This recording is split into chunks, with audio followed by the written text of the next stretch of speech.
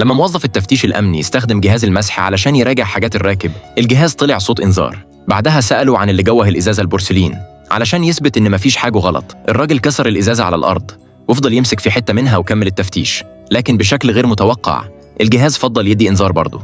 ولأنه كان عايز يركب الطيارة بسرعة قرر يرمي كل حاجاته الشخصية وافتكر كده ممكن يفلت. بس في محقق لاحظ تصرفاته الغريبة وقرب منه وطلب منه يقلع النضارة. في البداية الراجل كان واثق إن كل حاجة مخبيها كويس وإن محدش هيكتشفها، لكن لما المحقق فك دراع النضارة لقى حاجة مستخبية جواها. فضل جواه على ورقة. الراكب جري عليه وهو في حالة هلع وحاول يخطف الميداليات الغريبة دي ويكسرها علشان يخلص من الدليل، لكن موظف التفتيش منعه وخده على أوضة التحقيق علشان يسأله. في الطريق الراجل حس فجأة إنه تعبان وبلع حباية من غير ما حد ياخد باله، وفي اللحظة اللي بعدها وقع على الأرض وفقد وعيه.